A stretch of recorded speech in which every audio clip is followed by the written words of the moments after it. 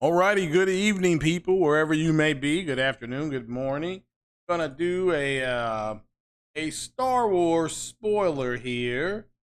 episodes 1 through 3 for Obi-Wan Kenobi. If you haven't watched it yet, I recommend you do. It's on Disney Plus. Just type in out "We Live." Go ahead and share this if you don't mind. I know there's other people podcasting. I think Porter Rock is on right now. Shout out to Porter Rock. We're just gonna have a little spoiler show, folks, because there's a lot of people out there who don't, who obviously they don't follow Star Wars. They don't know the difference between canon and other things like that. So yeah, I'm putting this kind of out there now, and if y'all watch it, that's perfectly great.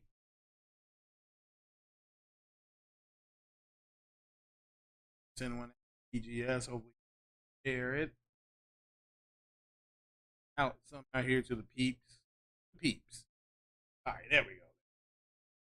All right, well, first of all, thank you all for coming. Like I said, we'll be here. This will be a little short one. We're just going to do an episode 1, 2, and 3 of Obi-Wan Kenobi. And I got my little notes here if you hear me shuffling around. So appreciate it. Hit that like button and share it. So here we go. So this is a Star Wars episode 1 through 3 review for you guys. For the people who want to know a little more about the Star Wars lore and what they're doing. So a lot of stuff came out during Celebration. Obi-Wan Kenobi debuted down there. Both Hayden Christensen, Kathleen Kennedy, all of them showed up down there. Big cheers for everybody, things like that. They talked about all the Star Wars stuff from Book of Boba Fett to, Book of Boba Fett, The Mandalorian, Cassian Andor. That trailer debuted last week. Looked pretty cool. So, and where things are happening in the timeline. So, we'll start with this. So episode Obi-Wan Kenobi starts about 10 years after Revenge of the Sith.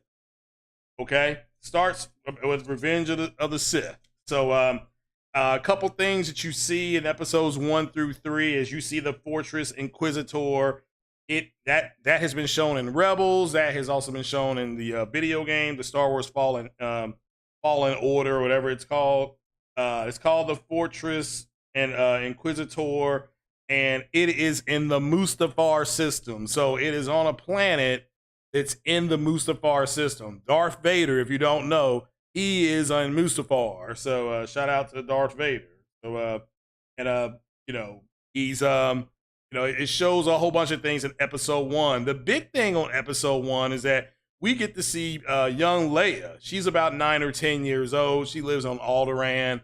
It shows her with Bail Organa. You get to see C-3PO. He's just being a protocol droid because at the end of episode 3, Bail Organa orders his memory, the protocol droid's memory, to be wiped. And this is why R2-D2 knows so much. And C-3PO is always asking, what are you talking about? What mission? Who are you talking about? What are you doing? So because it's R2-D2 never had his memory wiped. So he remembers being in the Clone Wars. He remembers being on Mustafar when Anakin turned to the dark side, blah, blah, blah. He remembers all that. So, because he was there. So ultimately, but episode 1 of Obi-Wan Kenobi opens up with an Order 66 flashback, which happens during episode 3, Revenge of the Sith. Multiple younglings, including Gorgu, whatever his name is, Gorgu from the Mandalorian show. He's there. He is there. There's also a Jedi there, a young Jedi she's a youngling named Reva. She ultimately turns to the dark side and becomes the second sister. So, and the other, and there's other Inquisitors and things like that, but she ends up being powerful enough to join the Inquisitor ranks. The Inquisitors work directly for Darth Vader. That's who they report to. They don't report. They're his dark forces for now. There's another Jedi that's there with the younglings named Vetri. That Jedi dies defending the youngling. So there's a big old flashback in that episode. So flipping over here. So ultimately, it shows them landing on Tatooine, and more than likely, the town that they're in is Anchorhead, not Mos Eisley. They're in Anchorhead, more than likely. So This is where Obi-Wan Kenobi shows him kind of hiding out. He just has a regular old job. Ewan McGregor said at Star Wars Celebration that the show is designed to, when you first see Obi-Wan Kenobi, he's at his lowest point. Again, Obi-Wan Kenobi is at his lowest point when the show starts. And it's 10 years afterwards. The Empire is starting to kind of flex its muscles a little bit. But Obi-Wan Kenobi is in his, is at his lowest point, and he actually does reach out and ask Qui-Gon for help. Now, I think that is foreseeing everybody seeing Qui-Gon's Force Ghost, and ultimately, Obi-Wan Kenobi learns to be a Force Ghost through Qui-Gon Jinn. So that's just my opinion. That's no inside baseball there. So also, what's happening during this timeline is the movie Solo. That is happening during this timeline. I still think we're going to get back on Tatooine and maybe see Mos Eisley, or possibly even at Anchor here. You're going to see the Millennium Falcon, whether it's stationed there, docked there. Maybe you see maybe we see Chewbacca there. But we're going to get an Easter egg. I just feel it. You can sense it. I can sense it. Like, I can sense the dark side of the Force. But the movie Solo is actually happening within the same timeline. So let's see here. What's the Force? Okay, so pretty much that's episode 1. Towards the end of episode 1, Bail Organa comes and helps and asks Obi-Wan to help him find Leia, because Leia has been kidnapped. So surprisingly by Flea. If you know anything about Flea, the Red Hot Chili Peppers, there was a hip hop song called Bust a Move by Young MC. Flea played guitar. Flea played guitar on that song. And then he took the money, which I think he got like $50K, to play guitar on Bust a Move when all the residuals and stuff came back. He met Anthony Kiedis, and Anthony Kiedis is the one who asked him, hey, I got an idea for a band, blah, blah, blah, this and that. They met, they cut some tracks, they did the song, Give It Away, Give It Away, it's called Give It Away Now. Yeah, Give It Away, Give It Away, Give It Away Now. That's early Red Hot Chili Peppers, Flea, and Anthony Kiedis putting that together. And the rest is history. If you're a Red Hot Chili Peppers fan, you got to thank Flea. But Flea is in episode 2 of this, of Obi-Wan Kenobi. He plays the lead kidnapper. That is Flea from Red Hot Chili Peppers. A lot of people didn't catch that, but I did. Of course, I'm a Star Wars fan, right? I'm like, oh, that's Flea, So, in episode 2 of Obi-Wan Kenobi, he leaves the planet, goes to another planet to rescue Leia. But because he is using particles or parts of the Force, the Inquisitors can track him. They can track him. And towards the end of the show, he gets Leia to safety. This is episode 2. He does get Leia to safety, but one of the Inquisitors, Reva, tells him that Anakin Skywalker is still alive, and he's been looking for you for over 10 years.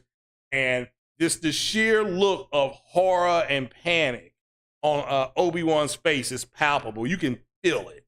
Now, this is towards the end of episode 2. And so, but again, Kenobi, this is why the R2-D2 unit in episode 4, when Luke stumbled upon that message, if that was true, or did R2-D2 play that message on purpose, we'll never know. Whether Luke cleaning the droid out triggered that R2 unit to do that. So at the end of the day, R2-D2 knows about Luke and Leia. A lot of people don't realize that. R2-D2 knows about Luke and Leia because R2-D2 was there when Luke and Leia were born. A lot of people don't. That just goes over their head, right? So, and then, so at the end of episode 2, the Grand Inquisitor gets punctured through the chest with a lightsaber, and Reva is the one that kills him. But Reva's extremely ambitious. She knows the Inquisitors don't like her. She knows she's only there because she's a youngling, so she wants to show ambition and get the Emperor and Darth Vader's attention, but everybody knows Darth Vader don't like nobody. He don't care, So we get to episode 3, and so this is going to move pretty fast. We get to episode 3 of Obi-Wan Kenobi, and Darth Vader at this point can sense a Jedi. He may not know who it is, but everybody kind of thinks he knows it. But since Obi-Wan Kenobi and Leia are together, he may be sensing Leia. He does not know that Leia is even born yet. He may have suspected it, but he knows that Padme, he knows his wife was pregnant, but he didn't know she had twins. He does not know that. It's not like the Force leaves a marker. It does leave echoes. So Leia uses the Force differently. But what the show is really trying to communicate to people is that beings that are Force sensitive, beings that have Force sensibilities, they're just better at stuff. They're faster learners. They're good pilots. It shows in episode 1 when Obi-Wan Kenobi's getting his peeping Tom on, watching Luke. It shows Luke hiding from Owen, being mischievous, jumping up on the cabinet or something, cabin, whatever they were living in, and pretending like he's a pilot. He's a pod racer. So that this goes to show you, because his father, Anakin, was a pod racer. All right, he was a pod racer. So it just, there's a whole lot of connective tissue here. Then they're doing a good job of laying the groundwork, because you have to remember this is a prequel to episode 4, A New Hope. But as you can see, when Obi-Wan Kenobi starts to get hope, he sees people helping him. He realizes there's moles in the Empire. He realizes there's their version of an underground railroad on this planet. And again, the planet that they were on, I wrote it down. What to do with it? The planet they were on in episode 3 is called like Mangazo, or something like that. So once again, in episode 3, Obi-Wan Kenobi references the name Qui-Gon. So that's 3 episodes. 3 times they mention it. We'll have to wait and see if we get him or not. Let's see here. Vader, at Order 66, Darth Vader, and aka Anakin, is at the Jedi Temple. He is killing the younglings. Okay, now they don't kill all the younglings. Some of them escape, like Grogu. He escapes. Okay, let's see here. Let's see. Obi-Wan fixes Leia's droid that she named Lola. This is to help gain her trust. Okay, he wants to gain Lola's trust. So what's up, Carol? And so he's trying to gain this kid's trust. So, and the planet that they're on is in the mid-rim. They're not in the outer rim or in the central rim. They're in the middle rim.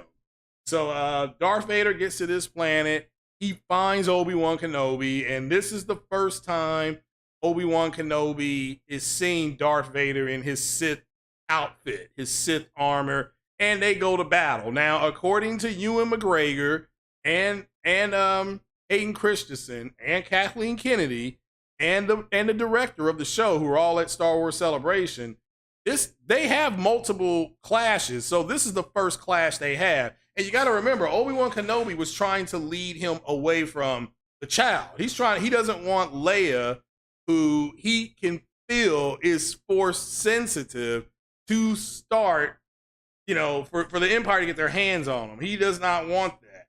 So not for so he's trying to keep her away. So Darth Vader is extremely powerful, and you can kind of see what their hope was between Obi-Wan Kenobi and Yoda, which was Darth Vader is just way too powerful for them to fight to kill. And because they want Luke to do it. They don't go near Leia. Leia lives on Alderaan. Alderaan has no weapons. They're peaceful. So what you saying here? There's going to be more than 6 episodes. The actor who plays Obi-Wan Kenobi said he hopes everyone enjoys episodes 1 through 6, 7, 8, 9, and 10. Well, could be, meaning there will be a second season. Well, yeah, I'm pretty sure they didn't get him to come back for just 1 season. So again, there are some things we're not meant to know. We're not meant to find out, which I don't have an issue with. I do not have an issue with. So just, it is what it is. It's fun. So, but it is, like I said, it is what it is. And if there is more episodes, I hope there are, because I'm enjoying the show so far. But he fights Darth Vader again in his Sith outfit, and Vader punishes him. Why didn't Darth Vader kill him? Well, because he wants him to suffer. Darth Vader wants Obi-Wan and the Jedi to suffer for what he believes the wrong that was done to him. So now everybody around him got to suffer. So that is why. So the planet they were on, and there's just a lot of desert planets in Star Wars. That's just the way the galaxy is set up in Star Wars. And there's a lot of people who thought, well, how come he can't do this? How come they can't find out? Well, that's why. When Obi-Wan Kenobi cut himself off from the Force, he's not using the Force at all. He's not intervening. He's not trying to help because he does not have any hope. A couple other Easter eggs here. Obi-Wan Kenobi buried his and Anakin their lightsabers in the sand. He buried them in the sand. Whereas that's the only time he's really used the Force, okay? Again, even the Jawas that he trades with don't know he's a Jedi. They just think, he may have some Jedi clothes, stuff like that. So, but again, there could be other Jedi hiding on Tatooine because the Empire is in the inner, and they're in the mid-inner. They're in the mid, the central, and parts of the galaxy. They're not really in Tatooine. They're not. They don't really. There's a small force there on Tatooine when we get to Episode 4. That Episode 4 is 20 years after the Empire takes over. That happens 20 years after the Empire takes over when Luke leaves Tatooine and all. And he, leaves from Mos Eisley. Again, remember, we're seeing Anchor here, and that is, if you go back to Episode 4, when Obi-Wan Kenobi asks Luke to come with him, and Luke says, what? Look, I can't go to Mos Eisley. I can take you to Anchorhead. But that's why I think ultimately we will see Mos Eisley, and I think we will get a shot of the Millennium Falcon either leaving, landing. Maybe we see Chewbacca. That doesn't mean they're going to get any speaking roles. But I would love to see Han Solo, the guy that played Han Solo. I can't think of his name. Just a shot of him. Just a quick shot of him, whether he's leaving, it shows them leaving, something like that. I mean, it could be something that quick. It could be something that quick, But because the Solo stuff is happening. Remember, at the end of the Solo movie, they went to Tatooine. Him and Chewbacca went to Tatooine. He was like, let's go to Tatooine. There could be some things happening there, right? So, but it is what it is. It is what it is. So, but that is so far what we've got. We've got a lot of what I call meat. This is, again, and I said before, this is the meat being prepped before you put it on the grill. And I think starting next week that's when they put the food on the grill. That's when they put the food on the grill because they got to. Why? Because Ms. Marvel starts next week as well. A lot of people forgot about that. Ms. Marvel is going to be up and running next week. So, but that is it so far. We've got Reva, who is a youngling at the Jedi Temple, who has been twisted to the dark side. Very ambitious because she wants to impress Darth Vader and the, she doesn't care about the Inquisitors. She wants to become like the Chief Inquisitor. She wants to be Vader's right hand, which Vader doesn't need because he's a Dark Lord of the Sith, right? So, so we have that. We have the fact that the Inquisitors have information. They know Anakin Skywalker's alive. He is Darth Vader. Obi-Wan Kenobi now knows it, confronts him on this planet. Leia starts to get captured, which we're going to see next week. Won't happen because those robots are going to help her, whether it's her robot Lola that helps her or whether it's the droid that was in there. Remember, I don't know if you remember, it grabbed like a mallet or an axe. It's going to probably try to use it on Reva. So we have to wait and see how that works. But again, the show, because the show is only 6 episodes, supposed to be, and we're halfway through it. I mean, that's crazy, but I love how they do this. They do 6 episodes. There's a lot of information in it, and I'm loving it. So, Carol Brook, how you doing? Says you're enjoying it to more the better. Yeah, I mean, I'm enjoying it too for what it is. I mean, I'm a big Star Wars nerd, so I'm enjoying it. So, but that's where we are with Obi-Wan Kenobi. Like I said, the meat is being prepped. You're putting your seasoning on it. You're getting your grill ready. Tomorrow. This week's episode 4, that I believe is going to be a big episode. That's going to be a big episode. Because not only does Obi-Wan Kenobi got to escape Darth Vader, Reva's got to escape that Inquisitor. So that's going to be interesting to see how that goes. And of course, they go, does he take Leia right back to Alderaan? We'll have to wait and see if they go somewhere else. It's all to be fun. All right. So guys, that was it. That's all I had for you. And man, oh man, I'm glad you all were here. I'm going to be doing this again. I'll do this again when we wrap the show up after the 6th episode. So we'll do another Obi-Wan Kenobi spoiler. It will be at the end of this month. Okay, literally, it will be at the end of this month. It's 3 weeks. And come back here for a Miss Marvel spoiler. That will be members only. We're going to do a members only Miss Marvel spoiler cast, and that will be fun as well. But with that said, I bid you all good evening. Glad you were here. Share the care, hit the like button, and